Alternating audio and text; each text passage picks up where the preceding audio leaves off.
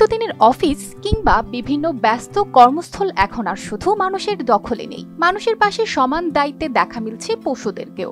কেউ হয়তো বসে আছে ইউনিফর্ম পরে, কেউ আবার অফিসের করিডোরে টহল দিচ্ছে কিংবা আগত অতিথিকে স্বাগত জানাচ্ছে লেজ নেড়ে। ঠিক এমনই এক আশ্চর্য ঘটনা ঘটেছে মেক্সিকোর রোসারিতো শহরে, যেখানে পেট্রোল পাম্পের চাকরি এখন কেবল মানুষের নয়, কুকুরেরও। মোনালিসা হেভি ফ্লো 15 পিস প্যাকেটের সাথে 8 পিসের একটি প্যাকেট একদম ফ্রি।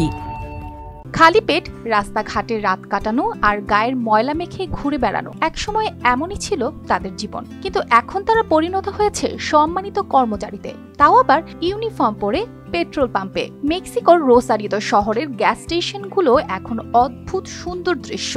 কেউ গাড়িতে তেল নিচ্ছে আর পাশে এক ঝাঁক কুকুর খেলছে, খাচ্ছে, কেউ বা মানুষের মতো বসে আছে ছোট্ট ইউনিফর্ম পরে।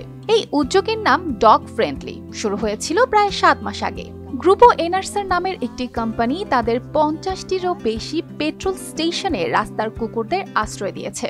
কোম্পানির মার্কেটিং বিশ্লেষক জানালেন, তারা হয়তো অসংখ্য কুকুরের দায়িত্ব নিতে পারেন না, কিন্তু যারা আসে তাদের সাদরে গ্রহণ করা হয়, খাবার, ঔষধ, এমনকি ছোট ছোট বাথও দেওয়া হয় নিয়মিত। পাশাপাশি চাকরি তো আছেই। পাম্প ম্যানেজার বলছিলেন, সেই কুকুরটা যাকে তারা দত্তক নিয়েছেন এখন যেন তাদের পরিবারের অংশ। খেলার সময় সে যেমন আনন্দ দেয়, তেমনি ওকে ভালোবাসাও দেওয়া হয় মন ভরে। আরেকজন কর্মী জানালেন, ডগদের জন্য আলাদা শিফট করা হয়, যেন কেউ না খেয়ে না থাকে, অসুস্থ না হয়ে পড়ে। কারো মনে যদি ভয় থাকে, তারা বলেন রাস্তায় থাকা অনেক বেশি বিপজ্জনক। ডগ ফ্রেন্ডলি প্রকল্পটা শুধু কুকুরদের খাবার বা আশ্রয় দিচ্ছে না, ওদের আবার একটা পরিচয় দিচ্ছে, একটা নতুন জীবন দিচ্ছে। ওরা এখন আর ভাসমান নয়, ওরা পেট্রোল পাম্পের গর্বিত সদস্য। আর যারা গাড়ির ট্যাঙ্ক ভর্তি করতে আসে, তারা চোখের সামনে দেখতে পায় কিভাবে একটা সামান্য উদ্যোগ বদলে দিতে পারে একটি প্রাণীর ভাগ্য, যেখানে শুধু পেট না, সম্মানে ভরে ওঠে মনটাও।